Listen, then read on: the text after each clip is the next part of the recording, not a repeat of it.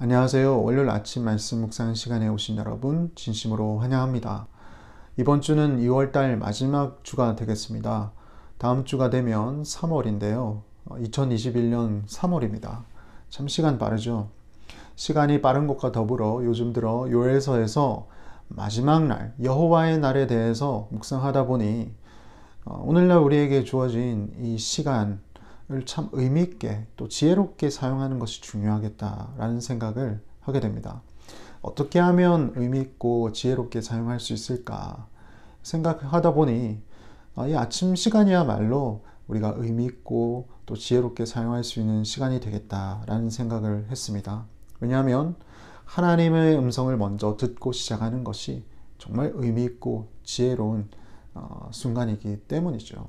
그런 의미에서 오늘도 우리에게 들려주실 하나님의 음성에 기대하며 또 오늘 우리에게 주어진 이 하루를 보다 더 의미 있고 지혜롭게 사용하실 수 있는 저와 여러분 되실 수 있길 바랍니다.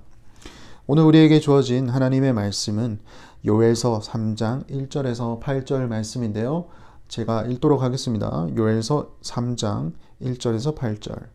보라, 그날 곧 내가 유다와 예루살렘 가운데서 사로잡힌 자를 돌아오게 할 그때에 내가 만국을 모아 데리고 여호사밧 골짜기에 내려가서 내 백성 곧 내 기업인 이스라엘을 위하여 거기에서 그들을 심문하리니 이는 그들이 이스라엘을 나라들 가운데 흩어버리고 나의 땅을 나누었음이며 또 제비 뽑아 내 백성을 끌어 가서 소년을 기생과 바꾸며 소녀를 술과 바꾸어 마셨음이니라. 두로와 시돈과 블레셋 사방아, 너희가 나와 무슨 상관이 있느냐? 너희가 내게 보복하겠느냐? 만일 내게 보복하면 너희가 보복하는 것을 내가 신속히 너희 머리에 돌리리니 곧 너희가 내 은과 금을 빼앗고 나의 진귀한 보물을 너희 신전으로 가져갔으며 또 유다 자손과 예루살렘 자손들을 헬라 족속에게 팔아서 그들의 영토에서 멀리 떠나게 하였음이니라.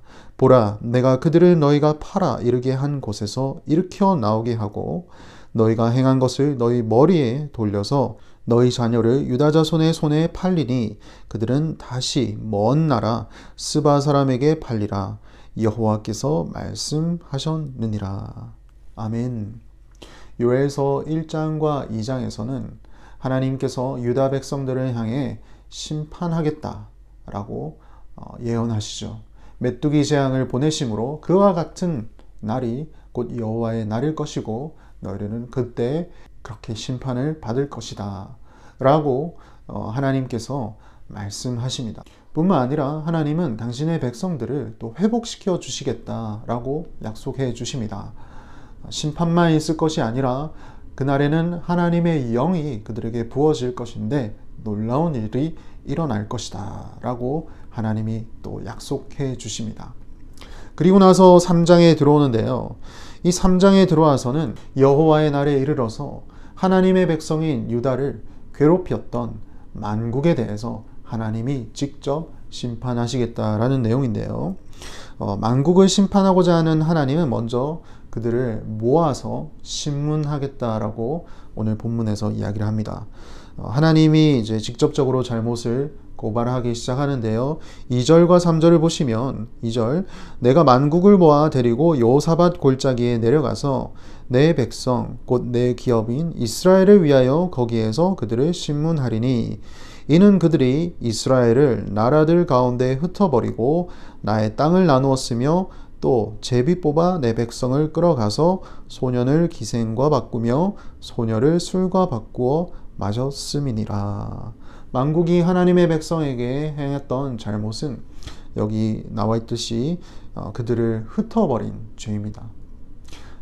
뿔뿔이 흩어버렸죠. 그리고 그들이 가진 땅을 또 나누었습니다. 그리고 또 제비를 뽑아 젊은 남녀를 자신들의 만족을 위해 빼앗아간 일입니다. 이러한 신문을 하나님께서 어떤 특정한 장소에서 하겠다고 하는데 그 장소를 여기서 여호사밧 골짜기에서 하겠다라고 얘기합니다. 여호사밧 골짜기. 우리에게는 익숙하지 않은 이름이지만 유다 백성들에게 있어서 이 여호사밧 골짜기라고 하면 큰 의미로 다가왔을 것입니다. 왜냐하면 실제로 여호사밧 골짜기에서 일어난 역사적인 사건이 있었기 때문인데요. 역대하 20장에 등장하는 사건인데요. 유다왕 중에 여호사밧이라는 이름을 가진 왕이 있었습니다. 이 여호사밧 왕이 어느 날 한 가지 보고를 듣게 되는데요. 그 보고는 곧 동쪽에 사해를 넘어서 암몬과 모압 그리고 에돔이 연합군을 형성하여 이 유다를 포위했다라는 아주 안 좋은 무시무시한 소식이었습니다. 그때 이 여호사밧 왕이 취했던 행동은 하나님 앞에 엎드려 금식하고 기도하는 거였습니다. 온 백성들을 불러 모아서 하나님 앞에 엎드려 기도하게 했죠. 통곡하며 하나님의 언약을 생각하며 하나님 앞에 간절히 부르짖습니다. 그랬더니 하나님께서 그들의 기도를 응답해 주셨는데요. 회중 가운데 하나님의 영이 한 레위인에게 임합니다. 그 사람의 이름은 야하시엘이라는 사람인데요. 이 야하시엘이라는 사람을 통해서 하나님이 응답을 하시죠. 그 응답은 이렇습니다. 너희는 이 큰 무리로 말미암아 두려워하거나 놀라지 말라. 이 전쟁은 너에게 속한 것이 아니요 하나님께 속한 것이다. 그리고 하나님이 명령하신 너희는 어떤 한 골짜기로 가라. 그리고 거기서 대열을 맞춰서 가만히 있으라. 하나님이 어떠한 일을 하는지 너희들은 거기서 보아라. 그래서 여호사밧 왕이 유다 백성들을 예복을 입히고 그 골짜기로 향합니다. 그리고 그 골짜기에 도착했을 때 오와 열을 맞춰서 거기서 가만히 있죠. 그리고 하나님을 찬송하고 하나님을 경배하였습니다. 그때 하나님께서는 이 연합군을 다 물리치는 놀라운 역사를 행하시죠. 그게 바로 여호사밧 골짜기 사건입니다.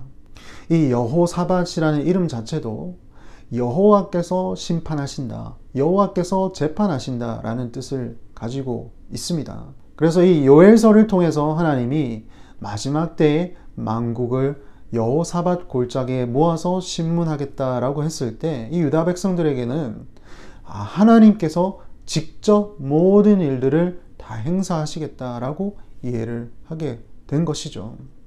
근데 왜 하나님은 이들을 여호사밧 골짜기에 모아서 심문을 하며 그리고 그들을 심판하겠다고 얘기를 하셨을까요? 그 이유는 하나님의 소유를 그들이 건드렸기 때문입니다.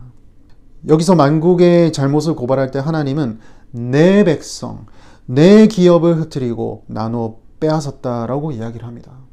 그리고 4절에 등장하는 두로와 시돈과 블레셋 사방 또한 마찬가지입니다. 그들이 건드렸던 것은 5절에 보시면 너희가 내 은과 금을 빼앗고 나의 진귀한 보물을 너희 신전으로 가져갔으며 하나님께 속한 백성, 하나님께 속한 땅, 하나님께 속한 모든 은과 금과 보물들을 너희들이 빼앗아 갔기 때문에 나는 너희들을 여호사밧 골짜기에 모아서 너희들의 죄를 묻고 너희들을 심판하겠다. 유다 백성들에게 있어서 만국은 벌벌벌 떨 수밖에 없는 위험한 그리고 두려운 대상이었을 겁니다. 하지만 하나님께서는 이렇게 얘기를 하시는 거죠. 유다 백성들아, 너희들이 진정 두렵고 경배해야 할 대상은 바로 나다. 저들이 아니라 나를 너희들이 두려워하고 경배해야 한다. 사랑하는 성도 여러분, 오늘날을 살아가고 있는 저와 여러분에게 있어서도 요엘서에서 말하는 이 만국과 같은 존재가 있을 수 있습니다. 우리의 신앙을 위협하고 우리의 삶 속에 해를 가할 수 있는 어떤 세력이나 권력이나 환경이 있을 수 있습니다. 하지만 우리는 그것들을 두려워해서는 안 됩니다. 왜냐하면 우리를 소유하신 하나님께서 직접 그들을 심문하시고 그들을 심판하시기 때문입니다.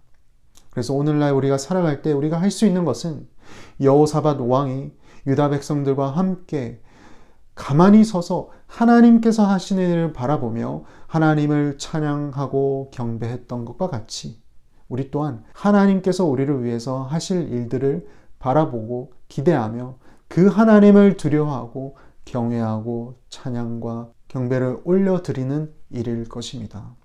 오늘 하루 살아가실 때 우리 하나님을 바라보시고 또 하나님을 경외하고 또 그분을 찬양할 수 있기를 바랍니다.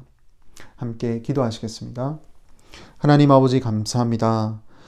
오늘도 어김없이 말씀으로 주님의 음성을 들려주신 것 감사합니다. 오늘날 우리 주변에도 여러 열국과 같은 모양으로 우리를 위협하는 권세와 세력이 있습니다. 예수 그리스도를 믿고 주님의 성령으로 살아가는 우리를 위협하는 그 어떠한 세력이 있다 할지라도 주님께서는 당신의 백성들을 위하여 일하시는 분임을 다시 한번 더 기억합니다. 감사드립니다. 마지막 때를 살아가는 오늘날 모든 죄의 백성들이 주님께서 하시는 일을 바라보며 그 주님께 찬양과 경배를 드리며 하루하루를 지혜롭게 살아갈 수 있도록 인도하여 주시옵소서. 예수님 이름으로 기도합니다. 아멘.